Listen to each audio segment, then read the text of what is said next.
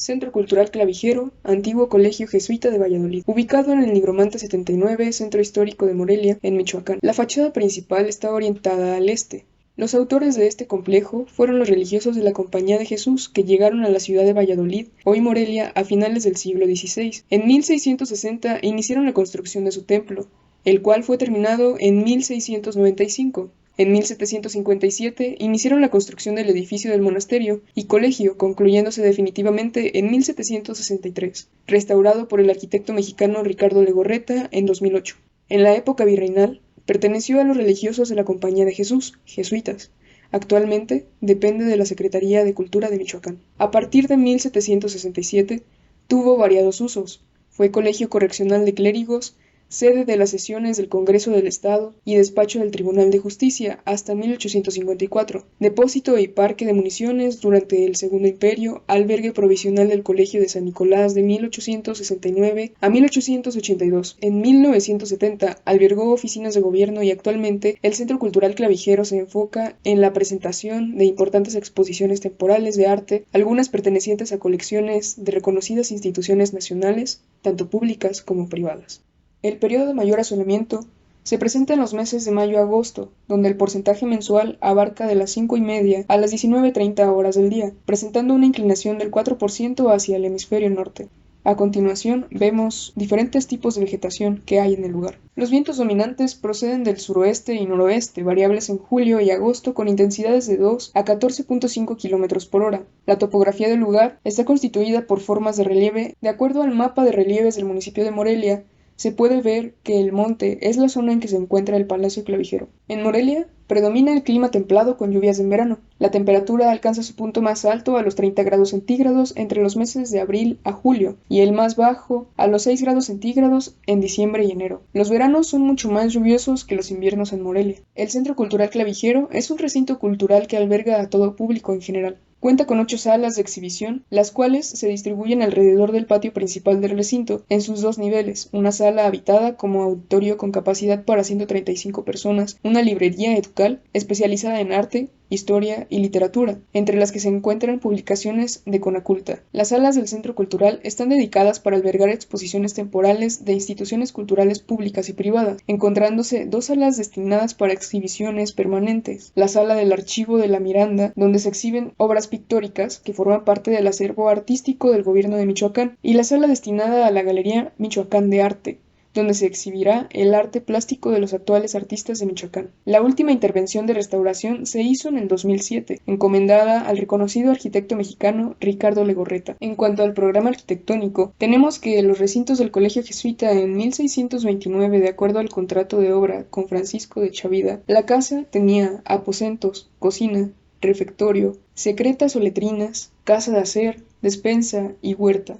El templo estaba comprendido por el coro, campanario, presbiterio, casa del sacristán, y el colegio tenía clases, patio de estudio, portería y corredor. Y el programa arquitectónico del Colegio Jesuita en el año de 1773 está comprendido por el templo, casa del sacristán, sacristía, la capilla a San José, cementerio y coro, el colegio, bodega, portería, cuarto del portero, escuela, refectorio, despensa, placer, cocina y anterrefectorio. El colegio estaba comprendido por bodega, portería, cuarto del portero, escuela, refectorio, despensa, placer, cocina, anterrefectorio, antesacristía, escalera principal, general, clases, corral, probable capilla de 1773, huerta, 18 aposentos, cuarto de lugares comunes, aposento con sala y 2 alcobas. La casa del ejercicio tenía cocina, 14 cuartos para ejercitantes, capilla de la casa de los ejercicios, refectorio y despensa. La entrada al colegio se hacía a través del zaguán o portería, con su gran puerta de madera tallada hacia la calle, mientras que el arco de acceso al tránsito del patio principal estaba un portón más, de madera con una rejilla de hierro por el que se divisaba al que tocara sin abrir dicho portón. En la planta baja, entrando hacia la izquierda, se ubicaba el salón general, con su sillería y barandilla de cedro, embutida de nogal, su cátedra, con una concha grande que servía de tornavoz, toda de cedro, embutida en tapincirán y con 3 escudos de plata. Siguiendo por el tránsito de abajo, todo abovedado, se encontraban una bodega, la escalera principal y la antesacristía. En el lado poniente, 3 salones, de las clases de gramática y filosofía, hacia el norte. El anterrefectorio, el refectorio, la despensa y la cocina, esta, con su pila de agua corriente y en medio el brasero de hornillas, hecho de mampostería. En el lado oriente, una gran pieza que servía a la escuela de primeras letras y finalmente el cuarto del portero. La escalera principal, con su cubierta cupular, se adornó con pasamanos, balaustres y balcón de hierro, rematado con perillas de bronce. El tránsito alto se construyó cerrado a la manera jesuita, para darle mayor privacidad y opacar el bullicio de la parte inferior dedicada a la escolaridad. Se dotó de 28 ventanas hacia el patio, 7 en cada viento, con sus puertas de madera de 2 hojas, sus póstigos y vidrierías. Del tránsito alto se accedía a los aposentos de los padres, 18 en total, cada uno con su alcoba y alacena. En los 2 aposentos del sur se encontraban la sala rectoral y el archivo. En este mismo lado, pero en el extremo opuesto, se hallaba la capilla doméstica de San José. Al exterior, en la esquina de la sala rectoral, se levantó de nuevo en la última reconstrucción la torre del reloj, que tenía en el primer cuerpo la máquina de hierro, con su juego de horas y cuartos, carátula en la calle y pesas de plomo y piedra, que descendían al cubo inferior de la tornecilla. En el segundo cuerpo de campanas, una para las horas y una para los cuartos, con sus mazos y varillas de hierro. Esta torre constituye probablemente el único vestigio del edificio primitivo del colegio, pues en una de sus caras quedó inscrito el año de 1582, probablemente conmemorando la fundación. Aparte, en un campañil sobre la azotea se hallaba una esquina, campanilla, de mediano tamaño que servía para llamar a los actos de la comunidad. Continuando por el tránsito alto hacia el norte, podía bajarse hacia la capilla de la casa de ejercicios y de ahí a la sacristía y demás dependencias propias de esta casa, como la cocina del refectorio, la despensa y 14 cuartos de los ejercitantes. En un extremo estaba el cuarto de los retretes, con 9 separaciones y sus respectivas puertas. El patio de servicio se ubica entre el patio principal y la casa de ejercicios. Ahí se encontraban la carbonera, la caballeriza y un sótano con la tapa que servía para guardar la nieve.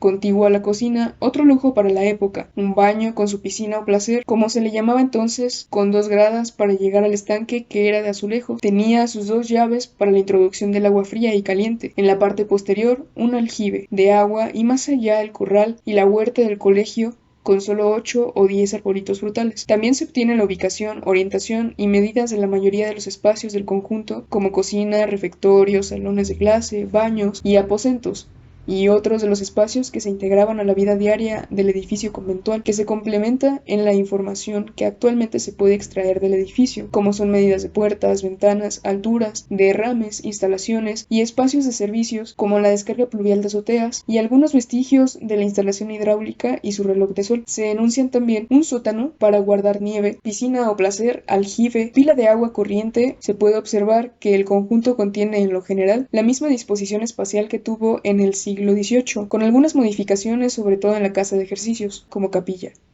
El templo, de planta de cruz latina, tenía en su interior 12 retablos barrocos, de madera tallada y dorada. La luz irradiaba al interior a través de 5 ventanas, 2 de cada lado de la nave y una en el coro. El crucero se iluminaba con mayor profusión debido a las 4 claraboyas de la cúpula.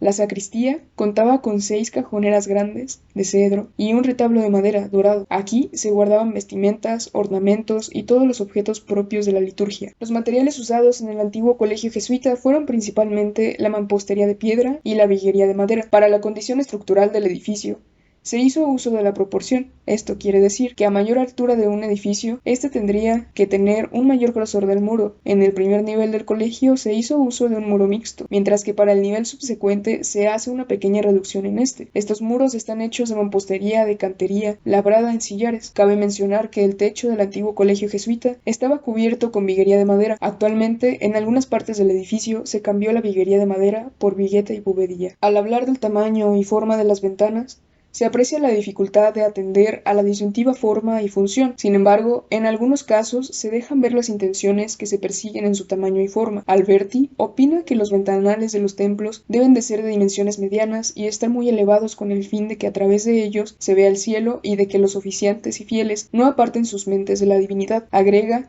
que el miedo que suscita la oscuridad acrecienta por propia naturaleza la piedad de los espíritus, y que un ambiente demasiado luminoso debilita el efecto de las llamas de veladoras y cirios, considerados como elementos rituales y de ornamento religioso. Alberti y Fray Lorenzo de San Nicolás resuelven mediante relaciones geométricas los espacios que cierran los muros, ventanas, y son estas relaciones las que determinan proporcionalmente los espacios de muros. En ningún lugar se argumenta que el espesor de los muros debe variar según sea la proporción entre la parte maciza del muro y los huecos, ventanas o puertas. La Compañía de Jesús cuenta con 2 niveles solamente. La fachada principal del Centro Cultural Clavijero mira al oriente y está conformada por una serie de ventanas rectangulares en sus 2 niveles, estando rematada por una serie de pináculos. En la parte central de la fachada se ubica la portada principal de acceso, la cual es rematada por un imafronte mixtilíneo que contiene un relieve del escudo nacional mexicano, el cual fue colocado en el siglo XIX, en sustitución de un escudo real de la corona española. En la esquina sur de la fachada se ubica un pequeño campanil. En su interior, el inmueble de grandes dimensiones se encuentra en 2 patios. El principal, de planta cuadrangular, exhibe en su centro una fuente ortogonal de mediados del siglo XX, obra del arquitecto Manuel González Galván. El patio, en su planta baja, se encuentra rodeado por corredores con arquería de medio punto, y en su planta alta con muros donde se hallan una serie de ventanas rectangulares que iluminan los corredores interiores. Las salas o habitaciones del primer nivel exhiben bóvedas, mientras que las del segundo techo de viguería de madera.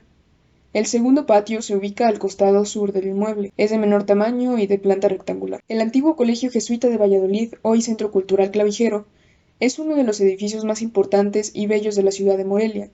Su construcción, en cantera rosada, es una muestra del barroco tablerado, del cual es muy característico de la ciudad. El antiguo colegio jesuita tuvo varias intervenciones y adecuaciones antes de llegar a ser lo que conocemos ahora como el Centro Cultural Clavijero. Dentro de estas adecuaciones podemos mencionar el cambio del templo, que pasó de estar a un costado sobre la calle Nigromante a pasar a lo que es la calle Real, actual Avenida Madero. A pesar de que el complejo se encuentra en óptimas condiciones, gran parte del colegio original de 1773 fue modificado y adaptado para albergar tanto la Escuela Técnico Industrial Álvaro Obregón de 1913 a 1970 como las oficinas de gobierno del Palacio Clavijero de 1970 al 2007.